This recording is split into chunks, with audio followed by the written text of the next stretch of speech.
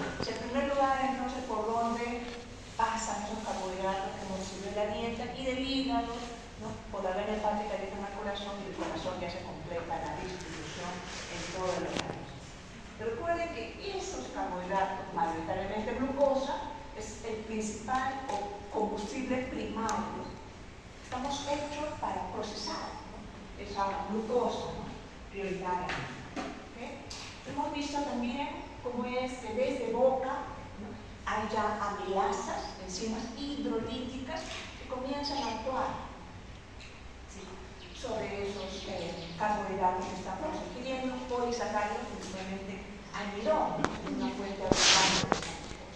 Y ahí entonces en saliva hay amilasa salival, que comienza a degradar ese almidón, no completamente, entonces generamos así derivados del almidón y varios disacáridos, también celulosa, ¿no? Pasa a través de boca, a estómago, a intestino, y aquí en el intestino es donde se completa la digestión.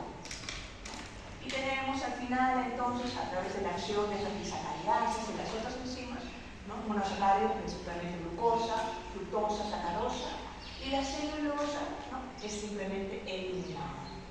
No podemos digerir, ¿sí? Celulosa, y forma parte simplemente de esa fibra dietética que tiene también importante función. ¿Está bien? Entonces, todo esto implica ese proceso de digestión y aquí absorción. Con B, absorción. ¿Está bien? Ok. Entonces, y hay un momento gareca. Para recordar un cariño, ¿no? a este personaje que nos recordó a todo el Perú. Primero que sí podíamos, ¿no? Que sí podíamos y pudimos llegar al mundial. Pero dos, yo creo que es más importante esto, ¿no? La necesidad de pensar. Caramba, si se tiene que pensar al jugar al fútbol, imagínense pues nosotros aquí en las aulas, en nuestro desarrollo académico profesional, ¿no? Importantísimo. Sin esto, no hay nada, no podemos hacer nada, ¿no? Entonces, esa es la idea, que aprendamos a pensar, a analizar, ¿sí? A encontrar respuestas, soluciones. Y eso no implica simplemente memoria, alguien a veces todo lo contrario, ¿no? Entonces, eso de pensar es muy importante, ¿no? Y aquí relacionado con lo que acababa de decir, ¿no? Entonces, si hay amilasa en la boca, si se produce, si tenemos, está presente amilasa, esta enzima hidrolítica en boca, ¿de dónde sale? ¿De dónde sale? ¿Dónde se producirá? En alguna glándula, ¿no es cierto? Alguna glándula entonces encargada de producirla y después secretarla. Proceso de secreción. Entonces son células, ¿no es cierto?, las encargadas de producir esta proteína que tiene esta capacidad de amilasa. ¿Sí? Entonces, de nuevo, dijimos que hay amilasa, entonces de inmediato deberíamos estar pensando en cosas así, quién sabe, ¿no? Tal vez hacer de esta búsqueda algo un poquito más profundo, ¿no? Cómo se produce, cómo llega a la cavidad bucal, probablemente son cosas que podrían ser de nuestro interés y podríamos no ser relevantes. Entonces, de nuevo, si quisiésemos, ¿no?, continuar pensando que realmente no hay límite, ¿no? Y esto tal vez sea algo mucho más directo, más simple, ¿no? Algo que tal vez de inmediato llame nuestra atención. El almidón, si comemos un pancito, ¿no?, arroz, una pasta, al ser degradado por la amilasa, daría lugar a la producción de glucosa. Podría dar lugar a la producción de glucosa. ¿Sí?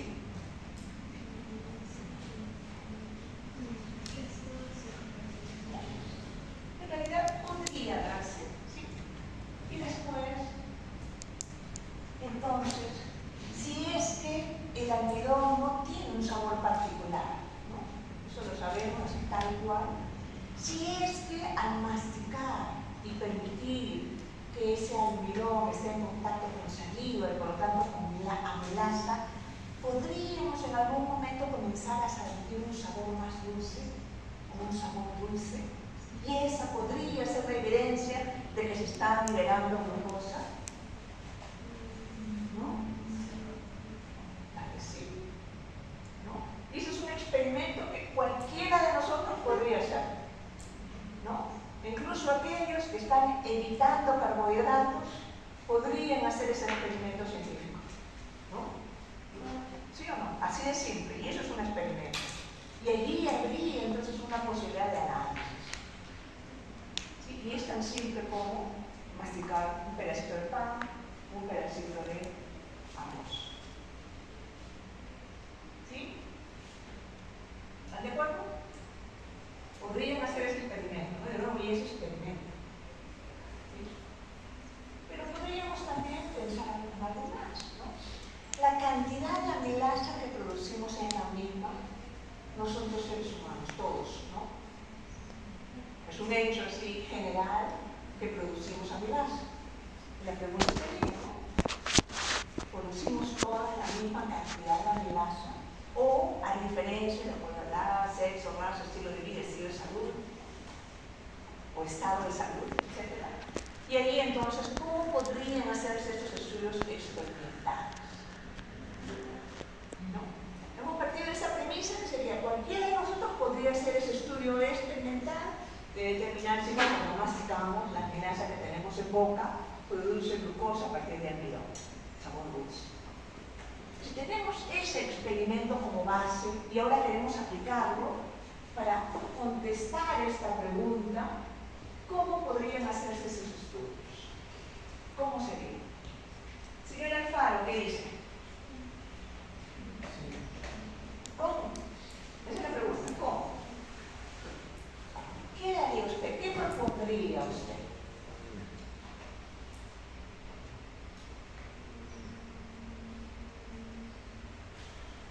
Y luego cuando pregunto en clase solo asistencia, ¿no? Así que no se preocupe.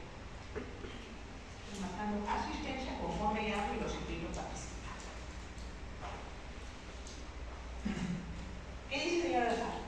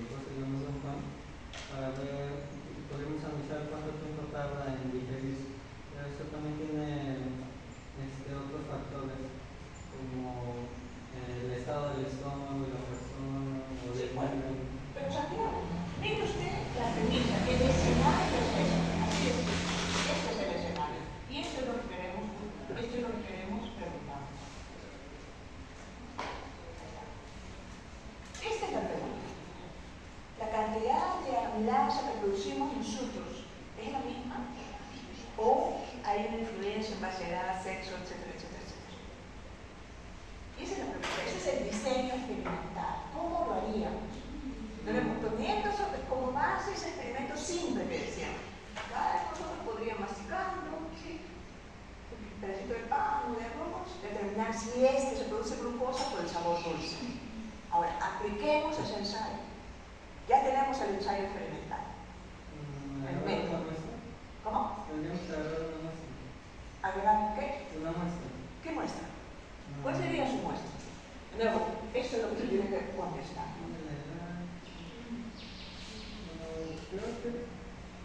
¿Cómo? Creo que podríamos agarrar por partes, digamos, primero, digamos, la edad. Podemos agarrar los factores por partes, pero por ejemplo, estudiar primero la edad, ¿no? Ya, entonces, ¿cómo haríamos eso? Ya decimos edad, cuando se llama edad.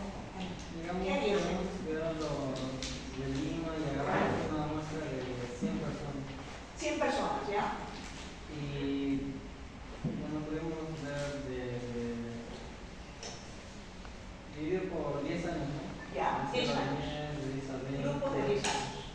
grupos, ¿ya? ¿Y ahí?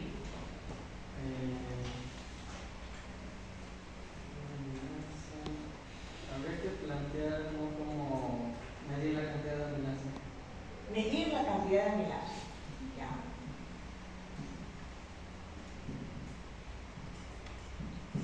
Ese sería, medir.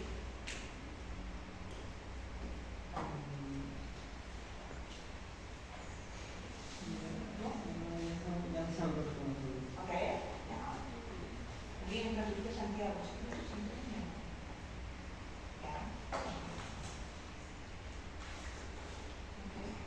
Relaxa esta cantidad. ¿Ya? ¿Qué más? ¿Qué le falta a lo que ha propuesto Santiago?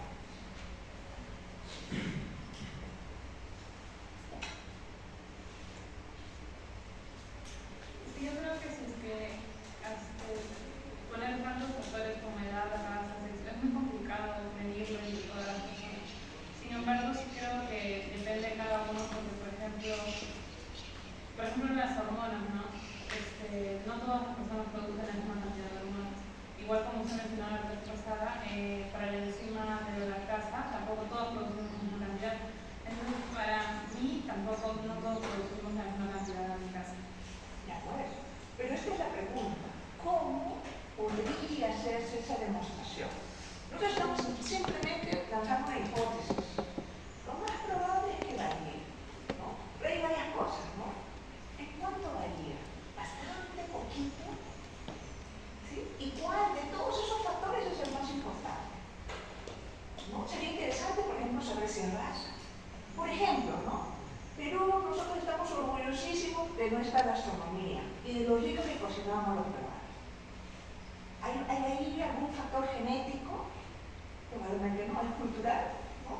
O simplemente de chiquitos estamos acostumbrados a comer tan rico que tal vez nuestra saliva tiene más enzimas. Puede ser, ¿no? Tal vez más amilasa. Y gracias a eso nosotros podemos degustar mejor. Y eso nos hace mejores cocineros, porque tenemos mejor paladar. ¿Perdón? Por eso. ¿Pero por qué? Porque tenemos mejor paladar. Cuando un peruano sale al extranjero ahorita y se reúne con conocidos y te van a invitar a comer, tiemblas, ¿no? Porque algo puedes, ¿no? Saben que vamos a ser exigentes, saben que nuestro paladar es muy exquisito. Entonces, diga, señora Antica. El estudio podría hacerse incluyendo las curvas de cinética y semántica y viendo la velocidad máxima que alcanza, ya que eso está relacionado con la presentación de enzimas que tiene. Claro, pero sería bien complicado, ¿no? Y estábamos comenzando en una premisa en un museo que era muy simple, que es ya mastiquemos. Y al masticar vamos a detectar glucosa, ¿no? Con el sabor dulce. Diga. Podríamos, empezar con algunos factores. Por ejemplo, si queremos restituir el sexo, podemos extraer de una muestra de 20 hombres y 20 mujeres una misma cantidad de saliva.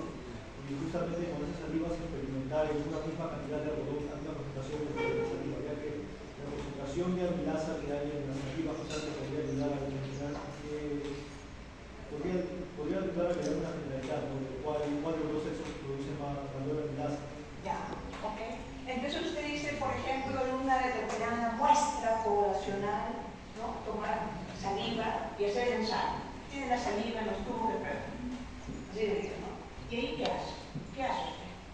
Aplicar la misma cantidad de almidón, por ejemplo, 0,5 miligramos de almidón y aplicarle a eso una misma cantidad de amilasa. Ya. No, digo de saliva. Claro.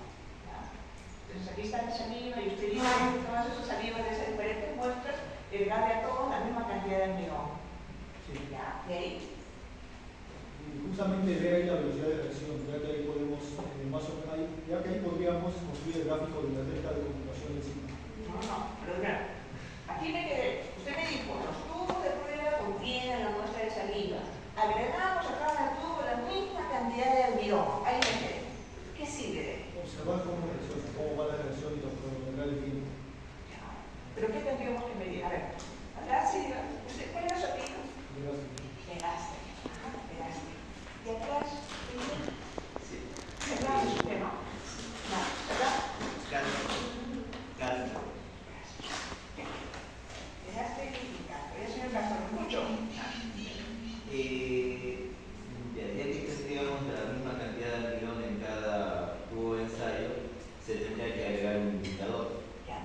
y para poder agregarle en el primer tubo, por ejemplo, amilasa a cierta concentración como grupo de control, y a los demás podríamos agregarle otro degradante del almidón, que podría ser el ácido clorhídrico, y agregarle lo que se quiere medir, ¿no? La saliva de la persona. El indicador que se podría agregar sería el UOL o los reactivos de Fini, que también lo que reconocen la degradación de la amilasa. Entonces podríamos aquí determinar cuánto de almidón queda con algún reactivo como almidón o algún otro reactivo que nos permita cuantificar glucosa. ¿Sí? Entonces todos estos estudios son estudios in vitro. ¿Está bien? Son estudios in vitro. In vitro, en tubos de prueba y demandaría entonces, sí, podría hacerse, ¿no? Y podría entonces así determinarse la actividad enzimática de amilasa en cada una de las muestras. Nos quedamos en actividad enzimática. ¿Sí? No hay necesidad en realidad de ir hasta cinética, porque en teoría todas estas muestras de amilasa contienen la misma enzima. ¿Sí? Todos producimos la misma enzima. Pero, o sea, mis compañeros han hecho el ejemplo genial, pero eso es asumiendo que todas las muestras tienen la misma proporción amilasa dentro de la saliva. ¿Cómo solucionamos eso? ¿No? O sea, ¿cómo, si tú le sacas dos muestras a dos personas distintas y haces el experimento de frente, estás asumiendo que en ambas personas la proporción amilasa dentro de saliva es la misma? ¿Cómo haces para arreglar eso? No, lo que tú haces es estar determinando la actividad enzimática. Por ejemplo, en ese primer tubito, ¿no?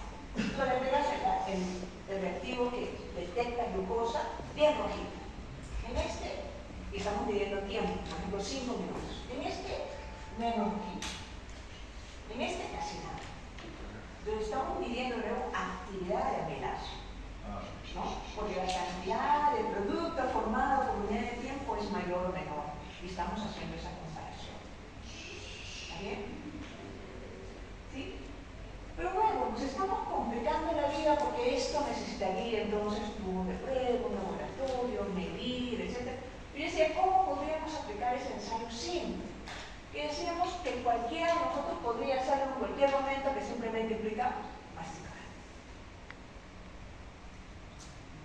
¿No? ¿Cómo podría hacerse? Bien, ¿cuál es su apellido? Pérez. Medimos el tiempo con el que la persona siente sabor a azúcar, a dulce, para saber si las personas tienen la misma cantidad de azúcar. Mediríamos el tiempo y entonces, ¿de qué partiría? ¿Cuál sería importante? ¿Qué le daría usted a sus muestras, que serían ahí los voluntarios, ¿no? Serían todos los voluntarios, ¿qué le tendría que dar?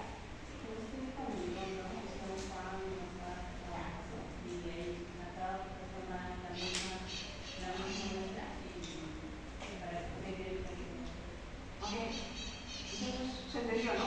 Tiene usted todo el salón, si se quiere, sus voluntarios, a todos se le da la misma cantidad, el mismo trocito de pan o de arroz, y llegado el momento usted suena el pito y dice, ahora sí, todos comiencen a masticar. ¿No? ¿Está bien? Y cuando alguien comienza a sentir el sabor dulce, levanta la mano. Sí. Ese es el poco que uso por las presentaciones, porque no para todos lo que está muy dulce, generalmente va a ser muy dulce. O lo que tiene poco azúcar, quizás para mí tiene poco, pero para otra persona tiene mucho. Entonces entraríamos en la mitad. Sí. Entonces, su compañera tiene razón. Este experimento sería ambiguo, porque va a depender también de la capacidad, la diferencia entre las personas de sentir el sabor dulce. ¿No es cierto? Pero ¿qué tal si usted junta en el laboratorio 500 personas de diferentes razas, edades, etc. y hace el experimento? ¿No? Y estamos todos aquí mirando y contando. ¿Sí? Y le dice, cuando comiencen a sentir sabor dulce, levanta la mano. Y ahí lo cuentas. ¿Sí? Dices, y tú sabes por la posición que esa persona tiene 35 años, sabes su edad, sabes su etnicidad, etcétera, etcétera. Y después tú graficas, o comparas, o compilas, te das cuenta que tal vez el 50, 60% de mujeres en el rango de edad de tal y tal, ¿no? Son las que detectan el sabor dulce primero. ¿Sería eso relevante? ¿Podría estar indicando la tendencia? ¿No? Podría indicar una tendencia, pero no sería tan relevante. Sería más fácil hacerlo, porque yo con mi compañero un poco más pesado. Claro, pero aquí es importante determinar, y si no tenemos los recursos para hacer eso, si el reactivo es tan caro que sería prácticamente imposible realizar este estudio. No podemos tener o comprar reactivos para realizar 500 análisis. Entonces, para comenzar, ¿sería o no válido un estudio de eso? Sí, no se podría ver una tendencia y luego compararlo. Claro. Entonces ahí debe entrar ya el estudio si quieren estadístico, ¿no? ¿Es o no significativo? ¿Cuál es la probabilidad de que eso sea o no un resultado válido, etcétera, etcétera? Pero de nuevo, así se pueden hacer estudios, se pueden hacer experimentos. ¿Qué es lo importante? El diseño experimental, ¿no? Y en la discusión tú pones, obviamente, todas esas posibles vías o sesgos, etcétera, ¿no? Y no puedes proclamar, ¿no?, que tu resultado es absoluto y definido. Con las condiciones del estudio, ¿no?, nuestro resultado demuestra que. Luego, entonces la idea siempre es comenzar y diseñar el experimento, el estudio, la investigación de la forma más fácil, más simple. Mientras más simple, mejor. ¿Okay? No necesariamente tenemos que ir al laboratorio, no necesariamente tenemos que conseguir un equipo súper, ¿no? Y porque no tenemos ese súper equipo, nos quedamos cruzados de brazos porque no podemos hacer experimentos. Así no es. ¿Okay? Entonces este es un ejemplo simple de algo que definitivamente podría hacerse. ¿Okay? Y de hecho se hace, incluso en el mundo actual e incluso en el mundo desarrollado. Sobre todo para tratar de encontrar, ¿no?, respuestas tan difíciles, ¿no? ¿Está bien? ¿Comentarios? ¿Preguntas? ¿Sí? Así, ¿no? Cuando ustedes ya estén pensando en tesis, etcétera, entonces lo que van a hacer es buscar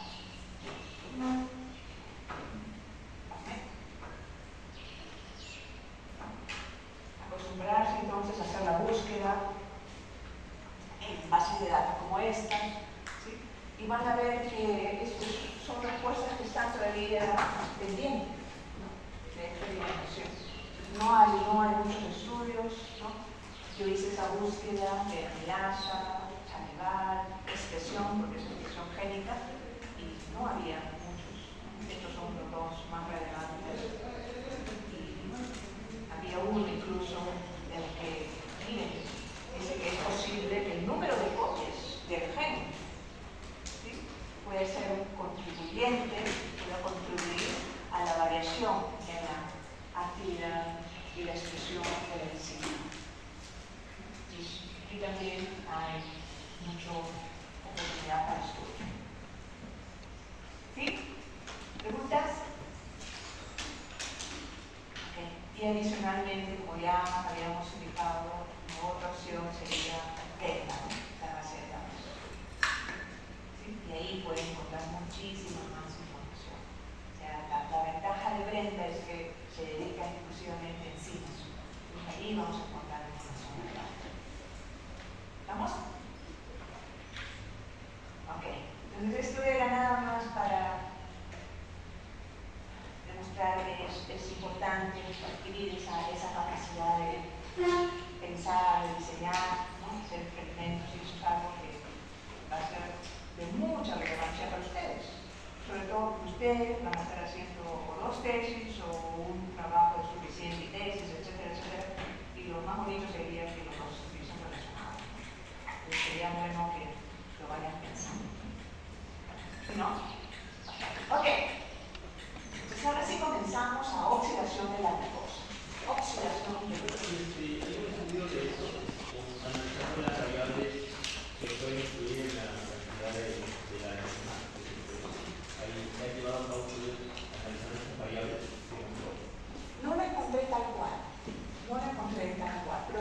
una búsqueda no dedicada. Simplemente se me ocurrió esto y dije, vamos a ver qué hay, unos cuantos minutos, pero no encontré mucho más.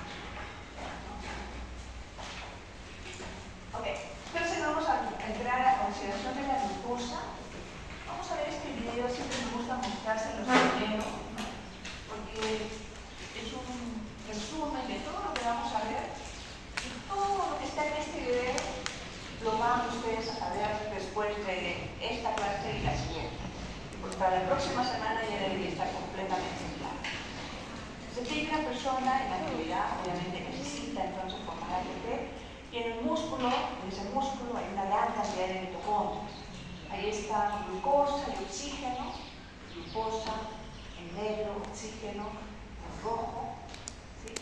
Enderezando las células, y ahí está la formación frecuente, abundante de ATP en las mitocondrias. El primer paso es glicólisis o glucólisis. Esa glucosa entonces entra por medio de transportadores a las células, y en el citoplasma es donde van a ocurrir los 10 pasos de glicólisis, comenzando con la fosforilación. Ahí está, fosforilación, y ahí me da 2 fosforilaciones para terminar en fructoso 1,6-fosfato. Se sigue, hay 2 triosas, ¿no? Y a partir de estas comienzan las oxidaciones. Ahí está un acarreador de electrones, ¿no? Se produce ahora ATP a partir de este intermediario, lo vamos a ver de inmediato. Ahí está ATP formándose, va a dar lugar a la formación de otro ATP, y ese es el piruvato, una triosa, 3 carbonos. Ese piruvato es el que ingresa ahora a la mitocondria para completar la oxidación.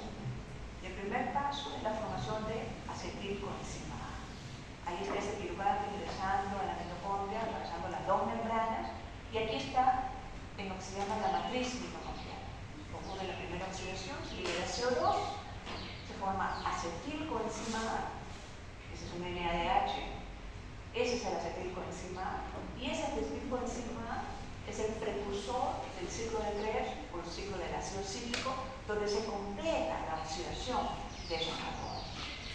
Se forma citrato, hay una isomerización ahora, hay cambios, hay descarboxilaciones y oxidaciones. Descarboxilación, oxidación,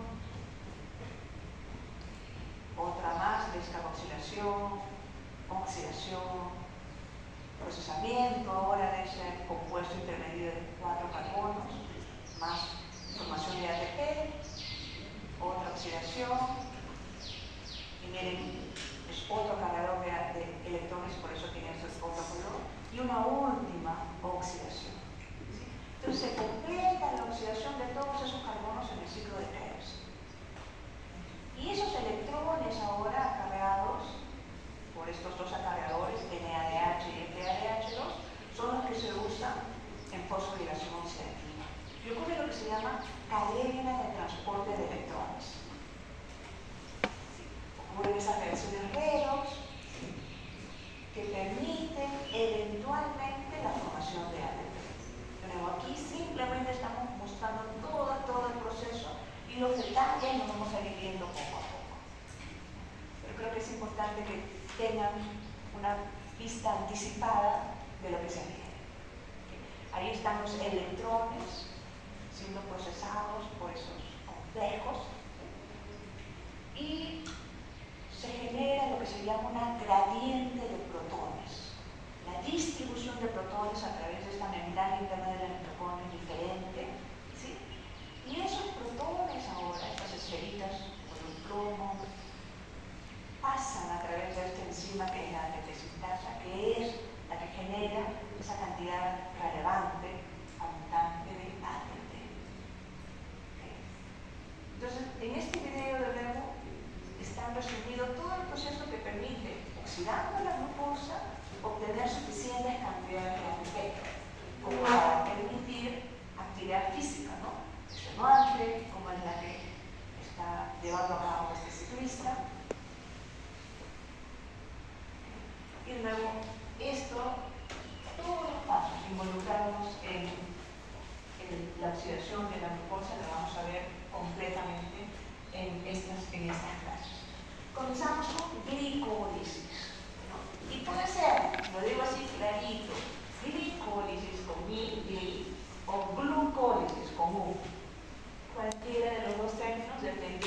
referencia del autor del libro que ustedes están revisando, ¿no? Y yo incluso también muchas veces voy a usar, miren, de manera alterna casi cualquiera de los dos términos. Glicólisis se da en el citoplasma. Y es un proceso oxidativo, sí, pero que tiene un rendimiento energético menor, vamos a llamarlo así, unos cuantos ATPs. Y aquí la glucosa es convertida a piruvato. La glucosa es oxidada a piruvato. Eso es glicólisis. En el proceso, ¿sí?, se extraen electrones en la oxidación. Y los electrones terminan en el NADH. ¿Okay? En glicólisis también hay producción de ATP por fosforilación a nivel de sustrato. ¿Sí? Son 10 pasos enzimáticos entonces que terminan con la producción de piruvato, ATP y NADH. Ese piruvato ahora, y dependiendo de las condiciones aeróbicas de la célula, puede tener diferentes destinos, como vamos a ver. En más, un visitante. Alguien que quiere también aprender de el camino. Ok, entonces ese piruvato, ¿no?, óptimamente para permitir la mayor producción de ATP, ¿no?, requiere condiciones aeróbicas. Y su paso ahora a la mitocondria. Okay. Entonces el piruvato, mediante unos transportadores, llega a la mitocondria y aquí primero es convertido a acetilcoenzima A. Y ese acetilcoenzima completa su oxidación en el ciclo del ácido cítrico, ciclo de Krebs, ¿sí?, en el que además se produce ATP por fosforilación a nivel de sustrato. ¿Okay? Durante el ciclo de Krebs también se extraen electrones, también es un proceso oxidativo. Se extraen muchos electrones en realidad que terminan en NADH y NADH2. ¿Sí? Y todos esos electrones extraídos durante el ciclo de Krebs, durante el proceso llamado descarboxilación oxidativa del piruvato. ¿Sí? El piruvato, cuando se descarboxila y se oxida, se convierte en acetilcoenzima A. Es este proceso de acá. Entonces, todos esos electrones, incluso los de glicólisis, podrían contribuir a fosforilación oxidativa y, por tanto, a la producción de ATP. ¿Okay? Entonces, este diagrama sigue siempre muy importante. No lo pierdan de vista. ¿Sí? Ténganlo a la mano. Porque miren, ATP en glicólisis, pero por fosforilación a nivel de sustrato.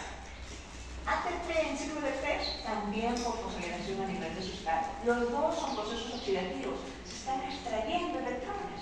Y todos esos electrones de manera colectiva ahora pueden ser usados aquí en fosforilación oxidativa para producir la mayor cantidad de ATP. ¿Okay? Entonces, ATP, moneda energética, puede ser producida por diferentes mecanismos, diferentes procesos, diferentes reacciones bioquímicas, ¿no es cierto?, que están dando lugar a la misma molécula, ATP, con el mismo fundamento termodinámico. ¿Está bien? En todos los casos, si estuviese dando bajo condiciones estándar, deberían requerir 7.3 kilocalorías por mol. Pero mecanísticamente es diferente, porque son procesos diferentes. ¿Sí? Entonces, cada vez que oxidamos glucosa, en términos de producción de ATP, lo ideal es que se complete todo este proceso. No necesariamente se va a dar. Hay 10 pasos aquí en glicólisis que diversifican, permiten la diversificación metabólica, ¿no? Y esos intermediarios podrían ser usados con otro propósito. Lo mismo aquí en Krebs. Hay 8 pasos enzimáticos, entonces se producen ahí varios intermediarios diferentes, moléculas que pueden ser aprovechados con otro propósito. Pero para nuestro ahorita, que es estudiar simplemente oxidación de la glucosa y su nexo con producción de ATP, ¿no?, vamos a asumir que cada uno de esos procesos se lleva a cabo de manera completa. Glicólisis, ¿no?, comienza con glucosa y termina con 2 piruvatos. Piruvatos. Aquí también. Acostúmbrense a nombrar, a decir estos términos, que no sean extraños, ¿no? Y no es necesario que se memoricen las escrituras, aunque para algunos podría ser mejor, ¿no?, tener las escrituras como referencia. Pero veamos, este piruvato es un ceto ácido. Ceto ácido. ¿Sí? Y estaría bien nombrarlo ácido pirúvico. ¿Sí? ¿Qué es? ¿No se pide? Sí. Allá. Mira ya la que dice. ¿Perdón? ¿No? ¿Por qué no? ¿Perdón? Está en forma iónica. Entonces, si usted encuentra un libro que en licores da lugar a la producción de 2 ácidos pirúlicos, diría, ¿está mal? De repente es una nomenclatura, no diría que es una nomenclatura. Entonces, para usted lo correcto es decir piruvato. Sería incorrecto decir ácido pirúlico. De repente el autor lo tomó con esa nomenclatura, pero no es ese término. Pero yo sí lo nombraría como piruvato, porque está muy bien. ¿Ok? Entonces, aquí es también importante recordar que estos sí son piruvatos. Si lo vemos así, estos son la base conjugada del ácido correspondiente. Piruvato, base conjugada del ácido pirúvico. ¿Sí? Pero implica entonces que en algún momento se formó ese ácido pirúvico y que rápidamente se ionizó. Bajo condiciones fisiológicas, ¿no?, este ácido está en forma ionizada, bajo la forma de base conjugada. Entonces aquí, por eso es que se puede usar indistintamente cualquiera de los dos términos en realidad. Y lo destaco ahora para que no se confundan. Van a haber libros, textos de bioquímica en los que se refieren a ácido pirúvico. Y también no está del todo incorrecto. ¿Está bien? ¿Se entiende? ¿De acuerdo? ¿Okay? Entonces, ya esto nos está también, ¿no?, indicando que durante el metabolismo estamos liberando iones hidrógeno. ¿Sí o no? Porque de nuevo, los iones hidrógeno, los protones que estaban en estos ácidos pirúvicos ya fueron liberados también. ¿Sí? Y bajo condiciones fisiológicas, esos ácidos pirúvicos producidos durante la glicólisis están como piruvato. Esto es, ya liberaron, ya cedieron, ya regalaron esos protones al medio. ¿Okay? Ahora, en glicólisis siempre se representa de esta manera. Hay una primera parte, una primera fase de inversión. Se requiere invertir ATP. De nuevo, este es un proceso oxidativo que tiene como fin producir ATP, pero se requiere primero invertirlos. Invertidos esos dos, se logra al final 4, la producción de 4 ATPs. Por lo tanto, la producción neta es de 2. Pero durante todo este proceso, además, se extraen electrones. 4 electrones. 2 están en cada uno de estos 2 NADHs. Es un nuevo proceso oxidativo. Entonces, glucosa tendrá mayor contenido energético, si se quiere, que estos 2 piruvatos. ¿Por qué? Porque durante este proceso oxidativo, ¿no?, se ha dado lugar a la producción de ATP, se ha extraído electrones. Decíamos, basta ver también, ¿no?, con qué está asociado un carbono para dar cuenta de su contenido energético. Y decimos acá, en los piruvatos están estos metilos. Entonces es posible todavía completar oxidación. Hay todavía contenido energético en esos piruvatos. ¿Está bien? Ahora, lo extraordinario de glicólisis es que es un proceso conservado. Bacteria, E. coli, y nosotros hacemos glicólisis de manera muy parecida. La levadura, ni hablar, muy parecida a nosotros.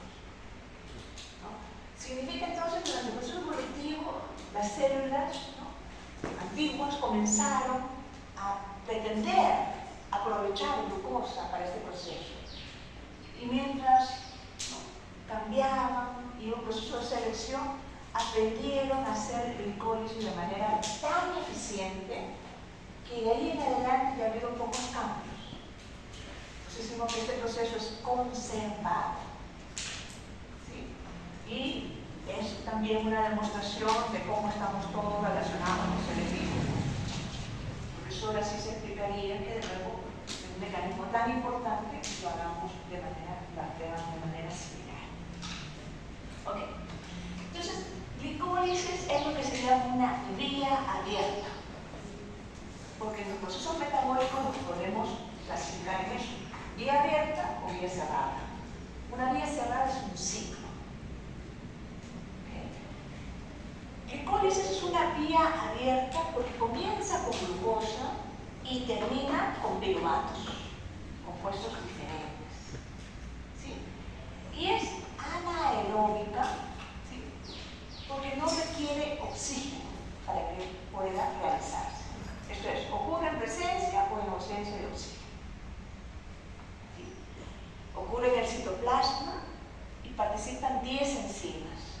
Y aquí, esta es una demostración de la enorme importancia que tiene el glicólisis, porque hay 3 enzimas reguladoras alostéricas. De las 10, 3 son reguladoras. ¿Okay? Y estas catalizan a su vez pasos que son irreversibles bajo condiciones fisiológicas. Significa entonces que de las 10 enzimas, 7 catalizan reacciones que son reversibles de nuevo bajo condiciones fisiológicas. Y sí, pues, se producen diversos esqueletos carbonados que pueden ser aprovechados también para otros propósitos. Ok. Entonces vamos a ir viendo cómo ocurre el glicólisis poquito a poco y aquí está el resumen de esos días. Y esto es el primer proceso metabólico que estamos estudiando en bioquímica. Y aquí se los digo clarito, ¿no? Es importante que sí que entendamos todo este proceso. Que entendamos, que lo apreciemos, que lo comprendamos. Y para hacerlo entonces, ¿qué queda? Bueno, primero, entender a las enzimas. ¿Sí? Saber qué enzimas actúan, porque hay una razón profunda en el orden en el que actúan esas enzimas. Detrás de esto hay miles de millones de años de prueba, error, hasta que aparece este proceso y es casi perfecto. Es tan bueno, tan desarrollado, que ya no ha cambiado. ¿Sí? Y entonces, para poder entenderlo, necesitamos pues, saber qué enzimas actúan en cada paso, ¿no? Qué procesan, qué reacciones están catalizando. ¿Sí? Y luego comenzamos con glucosa y terminamos con piruvatos. Y aquí se está destacando estas 3 enzimas alostéricas reguladoras que catalizan pasos que son irreversibles. Entonces, 3 enzimas alostéricas y serán 7 enzimas micaelianas. ¿Está bien? Y vamos a estudiar cada uno de estos con cierto nivel de detalle, no mucho tampoco, no nos vamos a poder detener demasiado en estos. Entonces, las enzimas reguladoras son estas, la exoquinasa, que se encarga de fosforilar a la glucosa 6-fosfato. Esta otra es la fosfofructoquinasa 1, que se encarga de fosforilar a la fructosa 6-fosfato para formar fructoso 1,6-difosfato. Y la última enzima de glicólisis es piruvatoquinasa, y esa es también la tercera enzima reguladora. ¿Okay? Y de estas 3, la más importante, la más robusta en términos de regulación es esta, la segunda, fosfofructoquinasa 1. Y vamos a ver por qué esto no. Primero, porque hay 3 enzimas reguladoras en lugar de solo una, como lo hemos presentado cuando hablábamos de reserismo, ¿no? Y además, como resulta que esta segunda enzima reguladora es la más importante, ¿no? En términos de regulación. Obviamente hay razones que explican en cada una de estas funciones. Y aquí quiero también indicar que esta tarde ya publiqué todas las diapositivas para la parte de carbohidratos. Ya tienen todas las diapositivas, ¿eh? Para el segundo examen.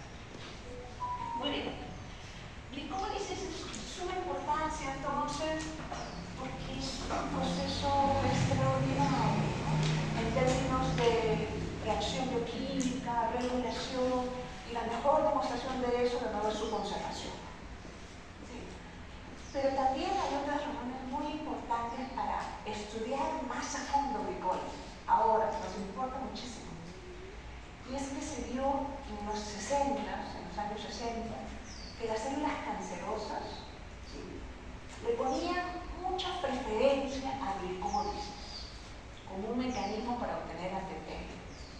En lugar de mandar el piruvato a la mitocondria, lo dejaban en el citoplasma y no completaban fosforilación oxidativa. Y eso es una característica muy común de las células cancerosas. Eso se vio en los 60 y no se sabía por qué, ¿no? Y poco a poco esos estudios han ido avanzando, se confirmó y en realidad se ha aprovechado no solo para buscar ahora terapias nuevas para el cáncer, sino también como un mecanismo de diagnóstico. Seguramente alguno de ustedes tiene familiares, amigos que han sufrido tal vez o han sido diagnosticados con cáncer, ¿sí?, y podrán estar familiarizados con esta metodología, este ensayo que es un PET scan. A los pacientes con cáncer, ¿sí?, y sí, ¿no?, dependiendo del tipo de cáncer, sobre todo si son tumores sólidos, se les pide este examen, que es muy, muy específico, y consiste en hacer un escaneo de todo el cuerpo para saber en qué partes hay mayor glicólisis. Hay una superactiva, ¿sí?, procesamiento de glucosa. ¿Dónde están los tejidos y órganos que son más ávidos por glucosa? Porque casi siempre esos son los tejidos cancerosos. Entonces, esto es PET scan y es interesante porque lo que hacen es le administran a los pacientes una glucosa radioactiva que puede ser detectada mediante este equipamiento. Es un proceso muy, muy efectivo que se usa, por ejemplo, para ver, ¿no?, si la terapia está funcionando o no. Y acá creo que es obvio que hay varias partes, ¿no?, que brillaban antes de la terapia y aquí no. Entonces se puede hacer ese seguimiento, ¿no?, a nivel de todo el cuerpo para ver si es que aparecen nuevos tumores, si es que los tumores antiguos están respondiendo al tratamiento, ¿no? Y este es un ensayo que, digamos, se basa en la avidez de las células cancerosas por glucosa. ¿Sí? Y de nuevo, si es que las células cancerosas prefieren glucosas, están ávidas, tratan de captar y procesar tanta glucosa como sea posible, entonces de inmediato se piensa, pues entonces podría eso también utilizarse como un mecanismo para matar esas células cancerosas. Y ahí están los investigadores desarrollando esas terapias, ¿no? Pero esto ya es un éxito. El uso de glucosa para poder detectar tumores cancerosos, tumores cancerosos. Entonces esto es el PET scan. Ok. Entonces, dicho esto, regresamos al glicólisis. ¿Okay? Y la primera enzima de glicólisis ya la hemos visto, ¿sí? Porque es la enzima exoquinasa la que fosforila la glucosa. ¿Sí? La glucosa entonces tiene que ser retenida en las células, decíamos, porque si se le deja libre existe la posibilidad de que salga, se escape de la célula, ¿no? Entonces la manera de retener esa glucosa que ya entró a la célula es ponerle ese disfraz, ese sombrerito, que es este grupo fosfato en carbono 6 de la glucosa. Entonces esta enzima se encarga de inmediato de camuflar, si quieren, a la glucosa para convertir la glucosa en fosfato y es el primer paso de glicólisis. Aquí entonces se requiere esa inversión de ATP, un ATP. Esa es la exoquinasa. Y además, recuerden que esta familia de enzimas, ¿sí?, sirvió también como un ejemplo para ver la necesidad de tener enzimas con diferentes afinidades para sus sustratos.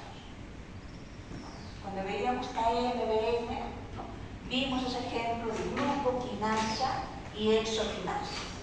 Y aquí en esta gráfica está mejor descrita. Esta es la concentración de glucosa en sangre y en el ayuno está por acá, alrededor de 5 milimolar. Y bajo estas condiciones de ayuno, en nuestro hígado, la exoquinasa ya está trabajando a velocidad máxima. ¿Okay? Cuando hay una ingesta de alimentos,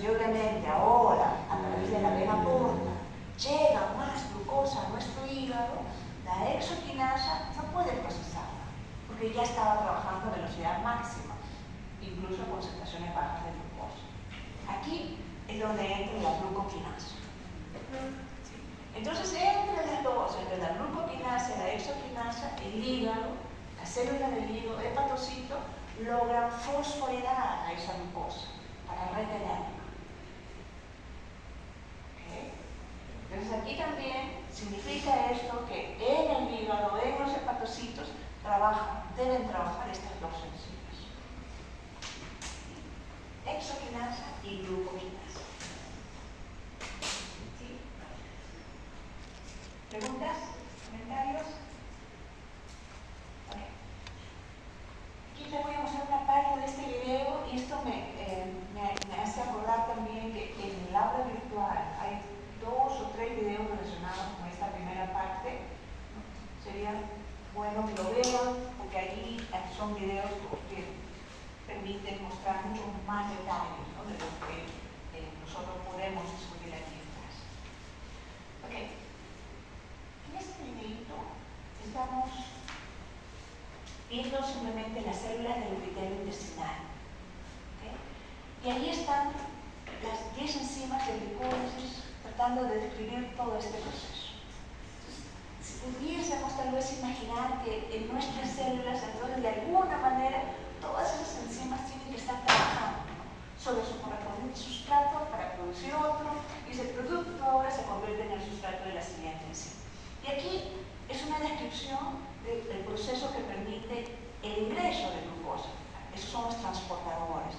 Y ven ustedes, aquí está representado la posibilidad de ingreso o salida de glucosa. Y conforme va acumulándose glucosa aquí, ¿no?, el proceso de salida se puede dar más. ¿Sí?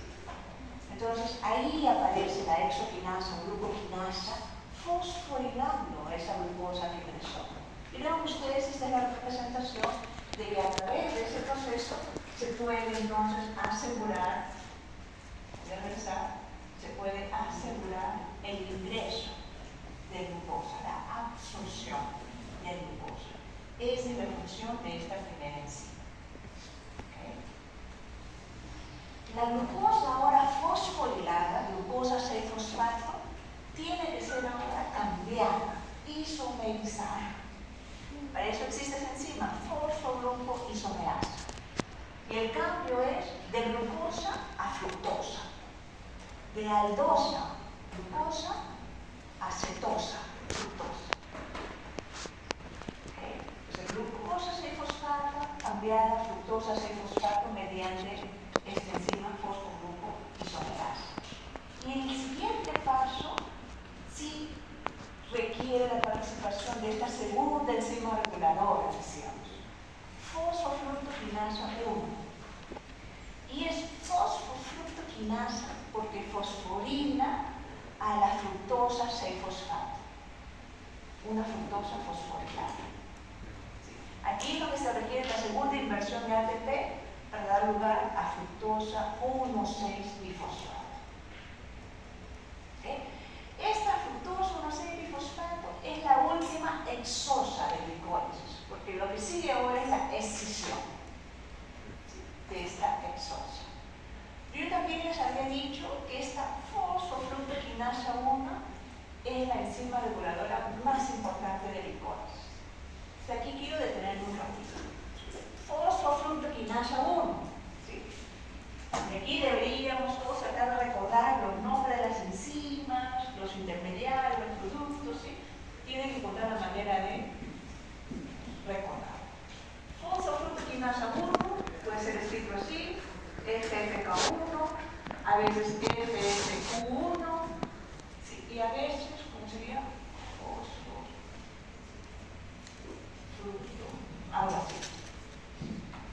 Pueden tener entonces diferentes abreviaturas, no confundirse. ¿Sí?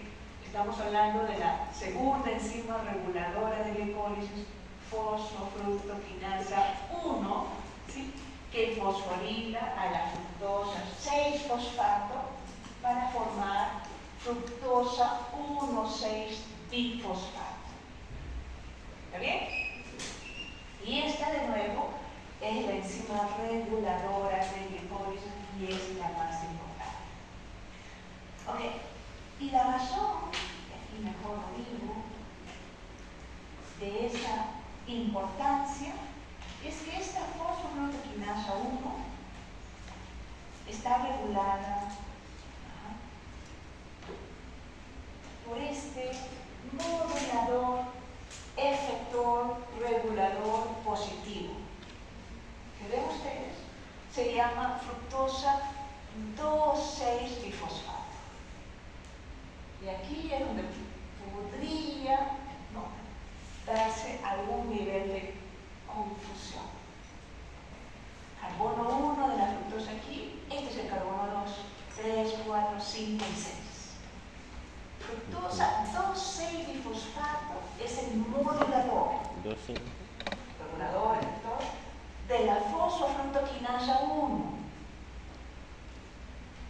que es la enzima reguladora del glucógeno.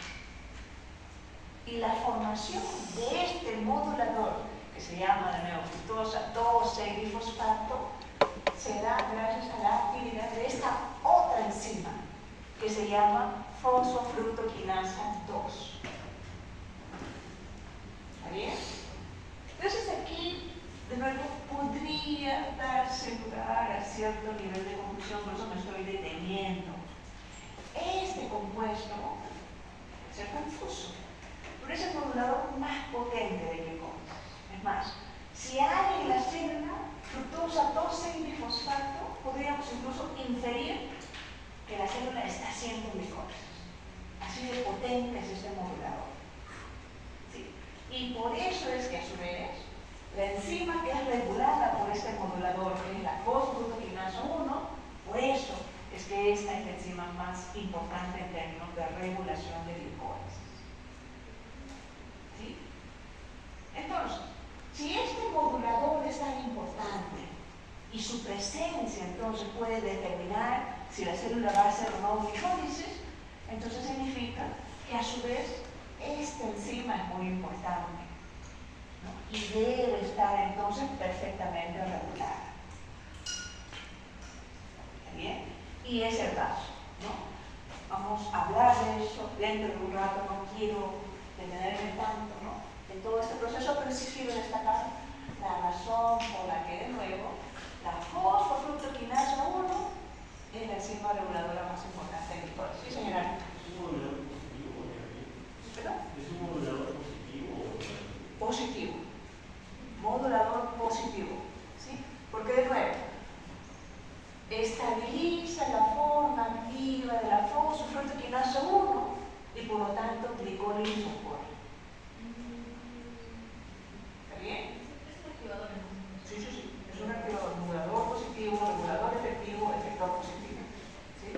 Modulador alostérico positivo de la fosfofructoquinasa 1. Y su presencia entonces implica glicólisis. ¿Está bien? Ok.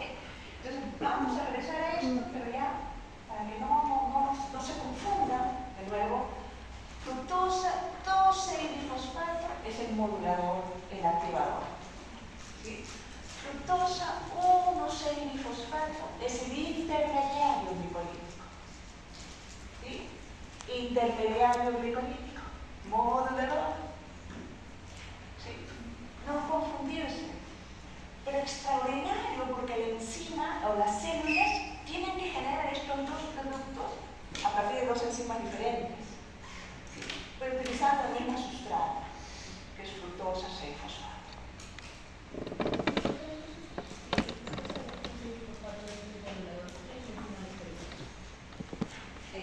Si el modulador es la fructosa 2,6-difosfato, la enzima alostérica regulada por ese modulador en la fosfofructoquinasa 1. Y la fosfofructoquinasa 2 es la enzima que produce este modulador. ¿Sí? ¿A partir de qué compuesto es que produce este modulador? Fructosa 6-fosfato.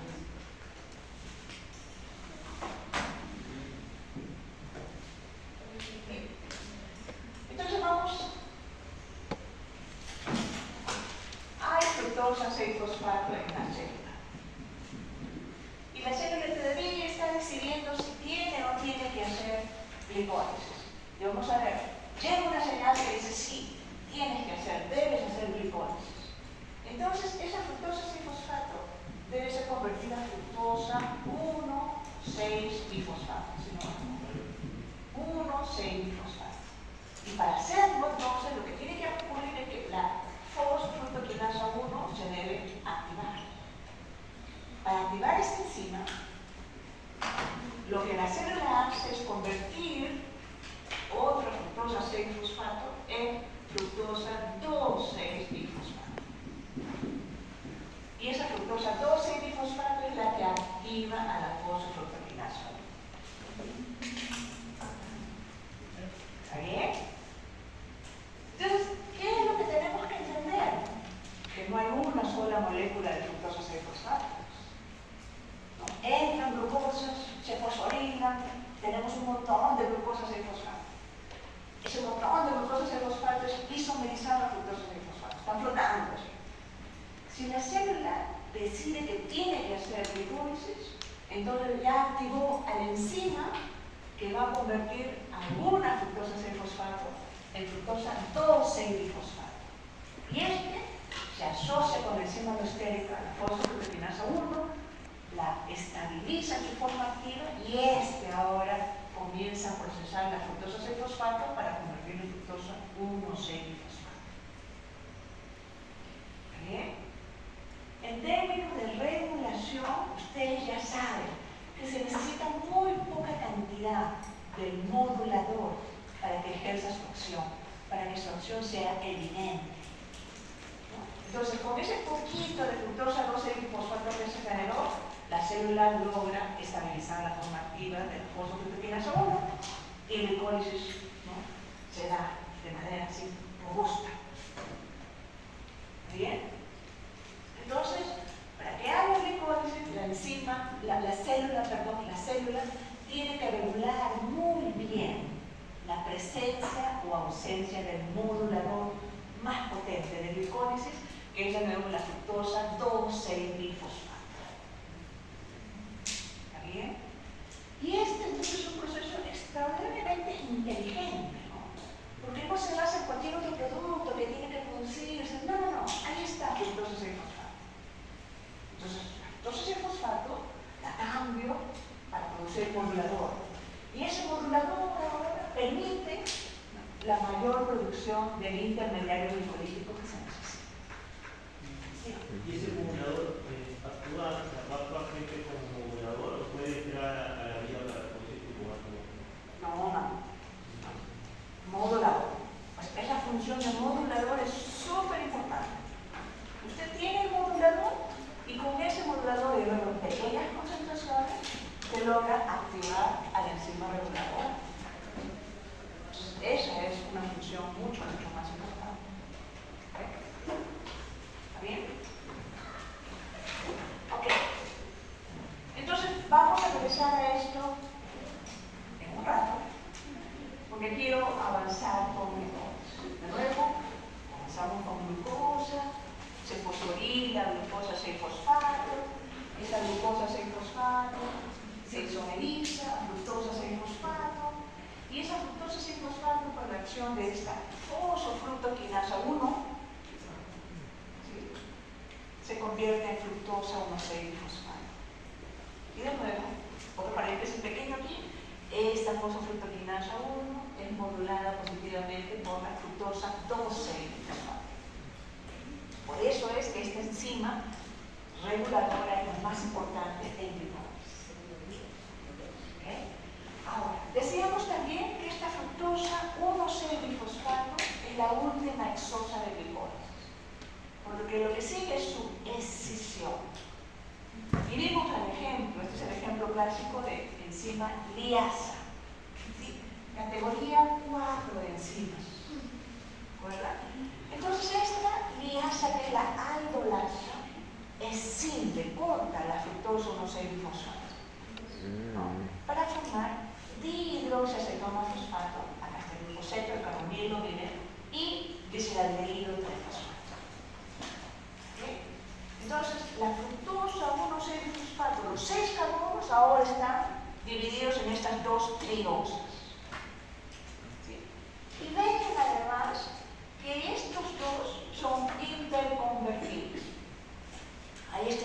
isomerasa, o triosa, fosfato, isomerasa también, que interconvierte a estos dos. Dihidroxicetona fosfato, entonces puede ser fácilmente convertido a gliceraldehído 3-fosfato. Y eso es relevante porque glicólisis continúa ahora a partir del gliceraldehído 3-fosfato. Bien, entonces, si esa dihidroxicetona fosfato va a ser usada en glicólisis, debe ser primero convertida, isomerizada a gliceraldehído 3-fosfato. Hasta ahora, entonces, se ha usado ATP. Se ha invertido esos dos ATP. No hay todavía la producción de energía. Todavía no hay tampoco extracción de electrones. Eso viene después. Y aquí es ese gliceraldehído 3-fosfato el que se oxida. Gliceraldehído 3-fosfato es oxidado y también fosforilado al mismo tiempo. Porque miren, de gliceraldehído, en el contexto de ese carbono aquí, con un oxígeno y un hidrógeno, se oxida a glicerato. ¿Sí? Y el producto es 1,3-bifosfoglicerato. En esta reacción, ¿sí?, catalizada por esta enzima triosa fosfato deshidrogenasa, hay oxidación, se están extrayendo electrones, ¿no?, que son recibidos por el NAD, que se convierte en NADH, pero también hay fosforilación. Gliceraldehído 3-fosfato, un solo fosfato aquí. 1,3-bifosfoglicerato, 2 fosfatos. ¿Sí? Pero noten que esta fosforilación también es particular, porque no proviene de otro ATP. No hay un ribonucleótido que le esté donando grupos fosfatos aquí. No. Ese grupo fosfato proviene de fosfato inorgánico, que es en realidad abundante, ¿sí?, en las células. Entonces, gliceraldehído 3-fosfato se está oxidando y fosforilando para llegar a 1,3-bifosfoglicerato. De una glucosa podemos llegar a 2 gliceraldehídos 3-fosfatos. Por lo tanto, 2 NADs podrían ser reducidos a 2 NADH. ¿Sí? Y aquí ya podemos no anticiparnos a que esos electrones van a poder ser utilizados en fosforilación oxidante. Todas estas reacciones se han dado de esta manera porque así, de manera eficiente, primero se puede dar lugar a esta oxidación. Para llegar a esta oxidación tenemos que llegar al gliceraldehído 3-fosfato. Pero además, la razón de llegar a este gliceraldehído 3-fosfato es porque a partir de esta, mediante la oxidación, generamos 1,3-bifosfoglicerato, que es un producto fosforilado de alto contenido energético. Y cuando este se hidroliza y se desfosforila, se genera suficiente energía como para permitir la síntesis de ATP. Esto es, todas estas reacciones de glicólisis han ocurrido de esta manera porque así se genera 1,3-bifosfoglicerato. Este 1,3-bifosfoglicerato, cuando se desfosforila, se hidroliza para dar lugar al 3-fosfoglicerato, miren, libera energía. Bajo condiciones estándar, 11,8 kilocalorías. Esto es, libera suficiente energía como para permitir la síntesis de ATP. O si quieren, la fosforilación de ADP para formar ATP. ¿Okay? Y sí, ese 1,3-bifosfoglicerato ahora es desfosforilado. Esta enzima fosfoglicerato quinasa se encarga de esa desfosforilación en esta reacción acoplada, ¿sí?, que da lugar a la formación de ATP. Entonces, de una glucosa, 2 gliceraldehídos 3-fosfatos, 2 1,3-bifosfoglicerato y por lo tanto en esta reacción 2 ATPs. ¿Bien? Llegamos entonces a este 3-fosfoglicerato y aquí igual. Las siguientes reacciones deben permitir la formación de otro producto con alto contenido energético. Sí. ¿Cómo es lo que el fosfoglicerato inasa de fosforil el 1,3. Sí. De fosforil. Sí. O desfosforina, ¿no? Desfosforilación. Ajá. Entonces, esta enzima, la fosfoglicerato quinasa o fosfoglicérico quinasa, como está escrito aquí, que desfosforila, ¿sí?, al 1,3 bifosfolicerato. Le quita, ¿no?, el grupo fosfato, y ese grupo fosfato es usado ahora para fosforilar al ADP, al ATP. ¿No? Pero detrás de este proceso recordemos que hay la necesidad energética. Esto es una reacción endergónica. La desfosforilación del 1,3 bifosfolicerato es una reacción exergónica. Pues estamos viendo aquí el ejemplo de una reacción acoplada que permite formación de ATP. Y por eso el mecanismo es fosforilación a nivel de sustrato. ¿Okay? Se forma ahora 3-fosfoglicerato. Y de nuevo, este 3-fosfoglicerato ahora tiene que ser modificado para formar otro producto con alto contenido energético. Y lo primero es una isomerización. ¿Sí? Esta fosfoglicérico mutasa o también fosfoglicerato mutasa, lo único que hace es cambiar ese grupo fosfato del carbono 3 a carbono 2. Se forma 2-fosfoglicerato. ¿Sí? Una reacción de isomerización. Y este 2-fosfoglicerato ahora es el sustrato de esta penúltima enzima de glicólisis, esta enolasa. ¿Sí? Que a partir de 2-fosfoglicerato forma este producto fosfoenolpiruvato.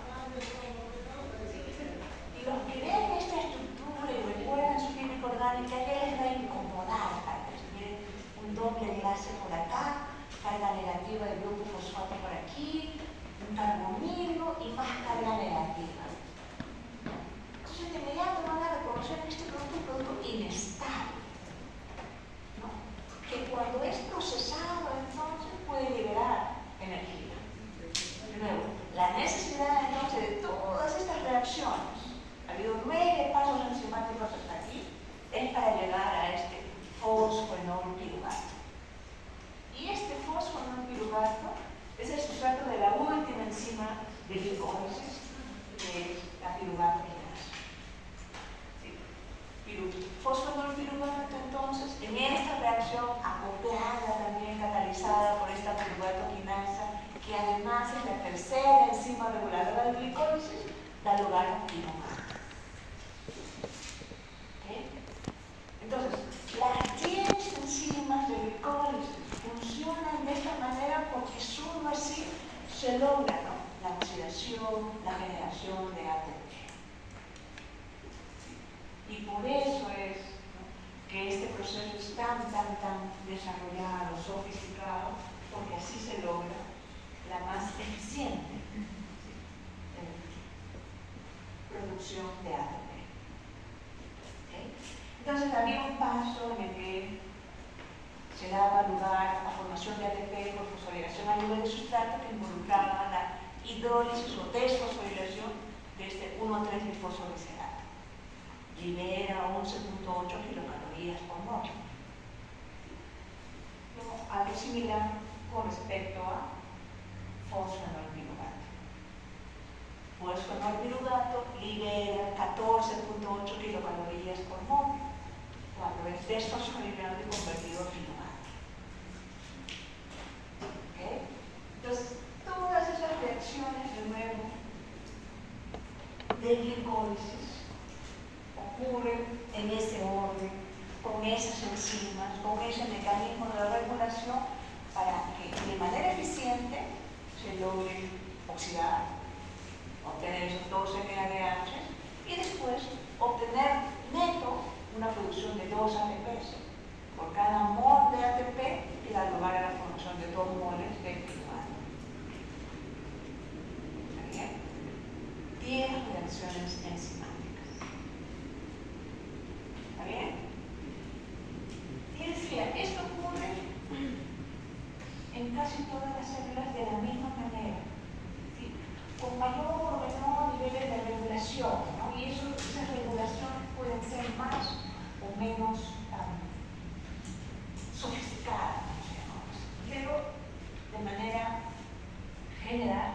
proceso ocurre similarmente. ¿Okay? Ahora, la pregunta podría ser para todos: ¿cómo es que podemos estudiar cómo ocurre el glicólisis? ¿No? ¿Cómo es que se descubrió el glicólisis también? ¿No? Hacía muchísimos años. Los libros antiguos de bioquímica, 30 años atrás y más, 40 años atrás, describen el glicólisis de la misma manera. No ha habido mayores cambios. Y esto se ha estudiado con diferentes organismos también, porque solo así entonces se pudo demostrar que este es un proceso conservado. Y la levadura, obviamente, que de manera extraordinaria también utiliza carbohidratos, ¿sí?, preferentemente glucosa, fue también, y es todavía en realidad, un organismo muy utilizado para estos estudios, ¿no? Por ejemplo, la enzima encargada de interconvertir dihidroxiacetona fosfato y gliceraldehído trifosfato. Esta triosa fosfato isomerasa se llama así. ¿Sí? ¿Qué pasaría si es que no funciona? ¿No? Si tenemos un mecanismo mediante el cual se elimina, por ejemplo, ese gen, ¿qué ocurriría? ¿Cómo podríamos evidenciar, ¿no?, esa carencia, si es en base a lo que hemos estudiado acerca del glicólisis? Sí, digamos, José. Tal vez por la concentración de hidroxicetona fosfato y de gliceraldehído trifosfato podríamos comparar para ver cuál está en mayor concentración y así la isomerasa. Podemos decir que no funciona. O tal vez no sea predominante. Ya. Entonces podríamos decir, si yo, delta también en genética representa la carencia en un gen, ¿no? Delta GTI1, entonces se llamaría mutante que carece de este gen, triosa fosfatidilcerasa 1. ¿Sí? Josué, en base a lo que hemos estudiado aquí, tú dices simplemente podríamos comparar, pero ¿qué verías si es que esta enzima no está funcionando? ¿Qué es lo que te daría ver en términos de la concentración de esos dos, dihidroxicetona fosfato y gliceraldehído trifosfato? ¿Qué verías? ¿Qué esperarías ver? ¿Cuál debería ser mayor o menor?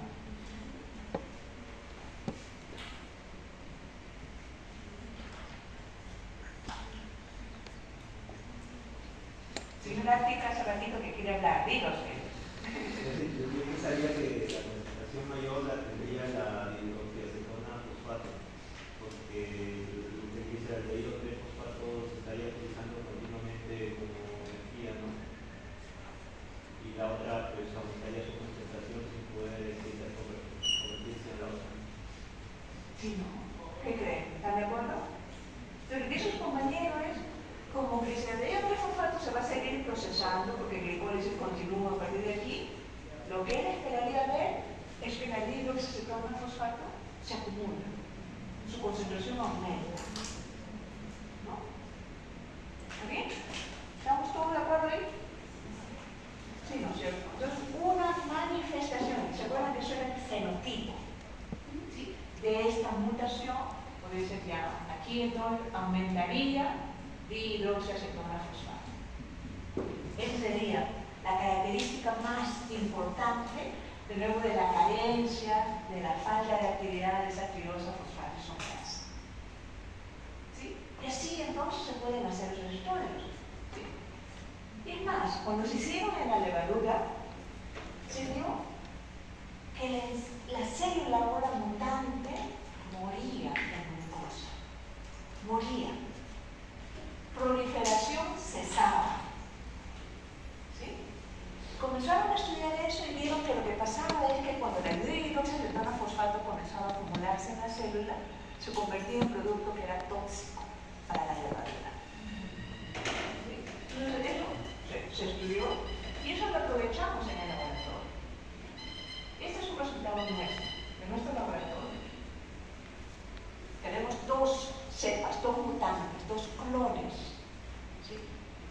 las células que no contienen al gen de la triosa fosfatisomerasa. Y cuando lo sembramos, lo inoculamos en placas que contienen glucosa, no se ve nada, solamente el rastro de lo que sembramos. Pero cuando lo crecemos en un medio que no contiene glucosa, vemos crecimiento, ¿sí? Como una masa, ¿eh? Entonces, de nuevo, este es sin glucosa, con glucosa. No hay proliferación si hay glucosa. Sí hay proliferación si no hay glucosa. ¿Okay? Entonces, esta es una manera en la cual esos estudios se pueden realizar y nosotros en el laboratorio aprovechamos estas características para hacer otro tipo de estudios adicionales. ¿Okay? Pero esto también podría ayudarnos a pensar, señor Ñanes, ¿cómo curaríamos a este mutante?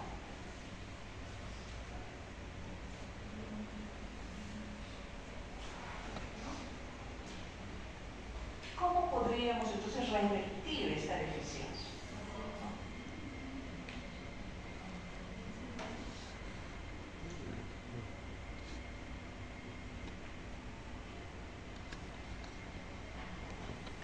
¿Qué dice el señor Ñanes?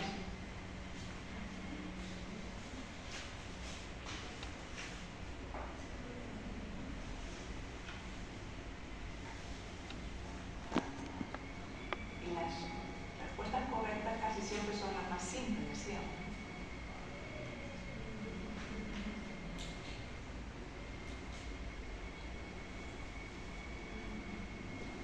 ¿Qué dice el señor Ñanes?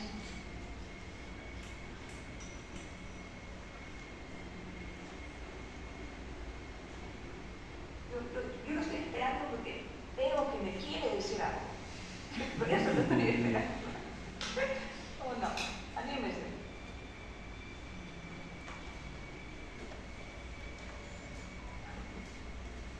¿No? ¿Ok? ¿Cuál era su apellido? ¿Cómo? Verástegui. Ajá. Agregando hacia secas de encima. Agregando la enzima de una manera que la célula pueda aceptar y incorporar su sistema. Pero agregamos, a ver, le pregunto directamente, ¿la enzima o el gen? ¿Digo? El gen, ¿no?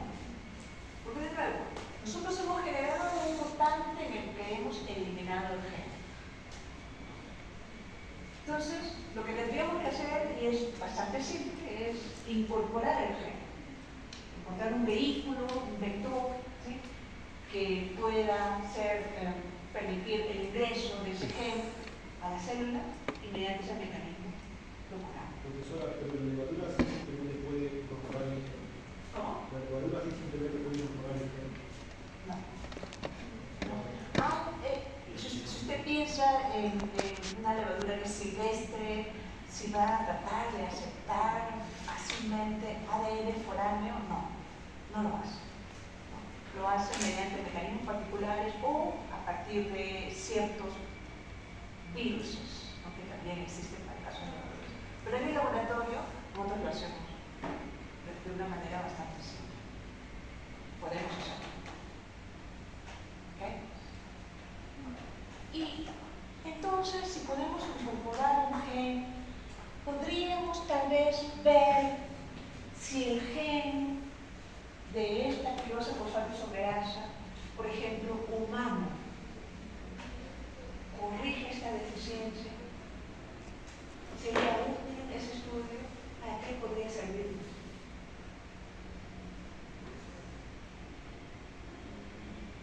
¿Qué dice?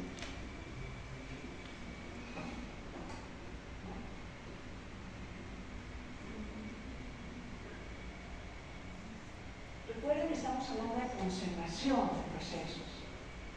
Entonces, si un gen humano que funciona en nosotros para dar lugar a esta actividad de triosa fosfatisomerasa funcionase también en la levadura y curase esta levadura, y ahora esta levadura pudiese crecer en glucosa, eso significaría entonces que la enzima humana funciona de manera similar que la de la levadura.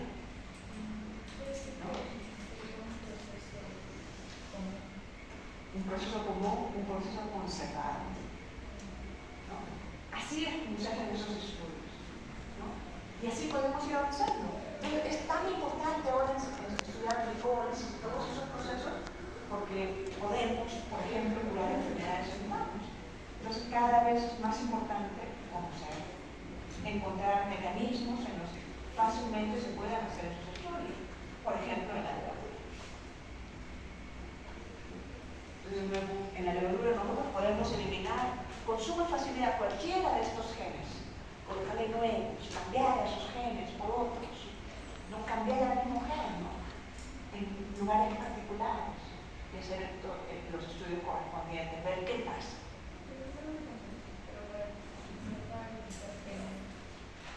La levadura es con la misma, o sea, la descendencia de que ya posee los genes. Entonces, la pregunta de su compañía es si es que yo tengo una levadura solita, unita nada más, y yo le hago un cambio. ¿Sí? El efecto de ese cambio muy pocas veces se puede estudiar en esta célula, porque se trata de una célula que tiene un tiempo de vida también limitado, ¿no? Y que podría dar lugar a resultados que son individuales y característicos. Entonces lo que hacemos es esperamos que esta crezca, ¿no? Se generan millones de células con esta mutación y esas son las que estudiamos. ¿Está bien? ¿Bien? Ok. Entonces, de nuevo, esto es lo que nos permite hacer ese tipo de estudios en glicólisis para hacer esos. Y por eso era que yo les iba a plantear este ejercicio, pero ya me adelanté, así que está bien. Ok, entonces avancemos ahora con regulación. ¿Sí? Nuestras células, hígado, músculo, tienen que regular el glicólisis. Y hemos hablado de esas tres enzimas reguladoras, la hexokinasa, glucokinasa, la fructokinasa 1 y la piruvatinasa. Esas son las tres enzimas reguladoras de glicólisis. Pero a su vez, la regulación intracelular, aquí en el salón, por ejemplo, somos una sola célula, tiene que además ser coordinada, sincronizada con lo que pasa afuera, con una respuesta sistémica, global. Y esa señal la dan las hormonas. Y de la gran variedad de hormonas que tenemos, las más importantes en términos de regulación metabólica van a ser estas dos: insulina, glucagón, que son hormonas que transmiten señales opuestas, y va a haber una tercera que es adrenalina. ¿Sí? Nos vamos a referir solamente a esas tres hormonas en todas estas discusiones. ¿Sí? En términos de la regulación de glicólisis, ¿sí? Tal cual, el impacto sobre esas tres enzimas reguladoras será con las hormonas insulina y glucagón. Y vean que los efectos son opuestos, recíprocos. ¿Sí? Porque una célula nunca puede hacer procesos opuestos, recíprocos al mismo tiempo. Entonces, la coordinación de ese comportamiento metabólico se da a través de una señal suprema, superior, que la dan las hormonas. ¿No? Entonces, para el caso de este proceso glicolítico, insulina la está promoviendo. Vean ustedes. Mientras que glucagón la está inhibiendo o reprimiendo, si quieren. Represión. Efectos opuestos. ¿Sí? Vamos a ver después que estas hormonas, ¿no? llegan a las células y son reconocidas como tal. Y hay lo que se llama un proceso de transducción de señal. Ahorita nos estamos concentrando en lo que está pasando en el interior de la célula. propiedades, entonces, llegar hasta el exterior de la célula a través de sus hormonas le ayudan a las células a decidir si es que pueden o deben hacer glicólisis o no. Insulina es la hormona que aparece en sangre después de una ingesta de alimentos, cuando aumentan los niveles de glucosa en sangre. Y al revés, glucagón es la hormona del ayuno, la hormona del hambre. ¿Sí? Por eso es que promueven entonces comportamientos opuestos. ¿Sí? Y al revés, entonces, en nuestra sangre nunca van a estar presentes las dos hormonas. O la una o la otra, nunca las dos. Estamos ahorita, vamos a cenar, durante toda la noche entonces se va consumiendo lo que hemos ingerido, se establece ese periodo de ayuno, comienza a aparecer glucagón durante la noche. Se rompe el ayuno con el desayuno, ahí entonces comienza a aparecer de inmediato insulina y los niveles de glucagón bajan. Sí, no sé.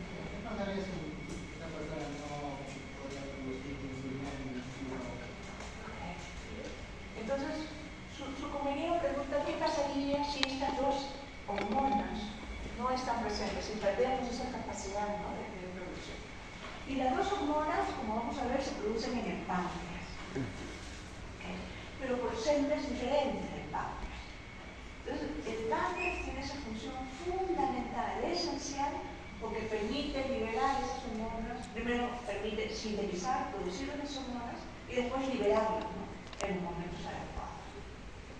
Si no hay estas dos hormonas, entonces no habría la posibilidad de regular adecuadamente nuestro metabolismo en general, y no estamos hablando solo de carbohidratos. Necesitamos no solamente la presencia de estas hormonas, sino la presencia oportuna, con niveles adecuados. Una de las razones por las que diabetes sigue siendo una enfermedad que no tiene cura en realidad es por la enorme complejidad que implica regulación del metabolismo. ¿Sí? Entonces, un paciente que tiene ahora altos niveles de glucosa podría en algún momento llegar a tener hipoglicemia, deficiencia de glucosa, bajos niveles de glucosa. Entonces, es importantísimo regular.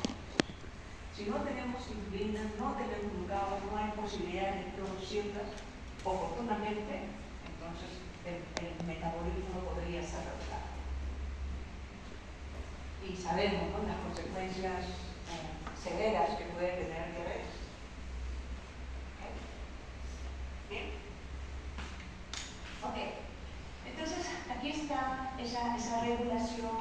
Vamos a estudiar esto con más detalle en el contenido del cuarto examen, cuando ya hablemos de transducción. Diga, señor Pico. Profesora, una pregunta. Cuando una persona, por ejemplo, tiene cálculos lineales en el páncreas, ¿cómo podría ser para sintetizar la insulina y el glucagón? Ok. A ver, vamos a ver si usted ha hablado de cálculos biliares. Está hablando también de páncreas. Entonces, tengamos de acuerdo ahí primero, ¿ya? A ver si tengo mi figurita. ¿Recuerda usted que... Ahí está. Hígado aquí, ¿sí?, estómago de este lado, el tricito, y detrás del estómago el páncreas. ¿Está bien? Entonces, el páncreas tiene como función generar hormonas, insulina, glucagón, que van a sangre. Van a sangre. Pero adicionalmente, el páncreas produce enzimas y otros compuestos que deben ir al intestino delgado. ¿Sí? Eso es el páncreas. Aquí, ¿no? Adicionalmente, hay productos que son sintetizados en el hígado, las sales biliares, la bilis, que tiene como principal función emulsificar grasas. Todo eso, esa secreción hepática, se almacena en la vesícula biliar. usted come y en las comidas hay cierto contenido de grasa, entonces el contenido de la vesícula biliar sale hacia el intestino delgado con el propósito de emulsificar la grasa.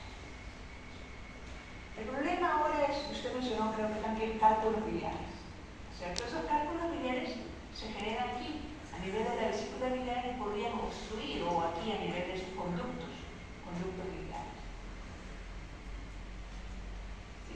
Y esos cálculos entonces podrían evitar, ¿no?, que la vesícula biliar libere su contenido hacia el intestino delgado, impide la adecuada digestión de grasa, pero también comienza a generar inflamación.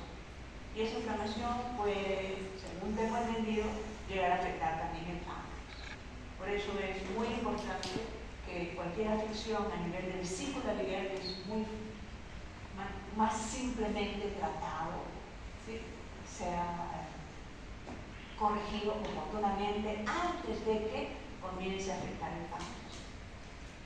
Podemos sobrevivir perfectamente sin vesícula biliar. Seguramente que muchos de nosotros tenemos familiares o amigos que han tenido una operación a nivel de vesícula biliar, una laparoscópica, etcétera, muy simple. Nosotros aquí en el departamento de química creo que hay como 3 o 4 profesores sin vesícula. Y eso me ayuda a mí a tener una idea más o menos de cuál es la prevalencia, ¿no?, de este tipo de problemas. Perfecto. Páncreas es otra cosa. Páncreas, afecciones al páncreas son pueden ser muy serias, muy serias. ¿Okay? ¿Es debido a algún tipo de dieta en particular? ¿Cómo? ¿Es debido a algún tipo de dieta lo que puede provocar eso? Sí, ¿no? Entonces, si decíamos la bilis tiene como función ayudar a digerir grasa, entonces una alimentación rica en grasa va a hacer que tú estés generando cada vez más y más bilis, ¿no? Y puede entonces eso dar lugar al aumento de la probabilidad de generar esos cálculos biliares. Yo no sé si es que la incidencia de problemas a nivel de vesícula biliar son mayores en el Perú. Podría ser por el tipo de alimentación. No he hecho esa, pero me llama así la atención de que cada vez veo o escucho más personas cercanas, ¿no?, con problemas a nivel biliar. ¿Sí? ¿Ok? Muy bien. ¿Qué más? ¿Algo más? Bien, entonces, para los que llegaron tarde, estoy avanzando con la calificación de los exámenes, tampoco está lista en ese piso, y en ese correo le voy a indicar también las horas y fechas de revisiones de examen.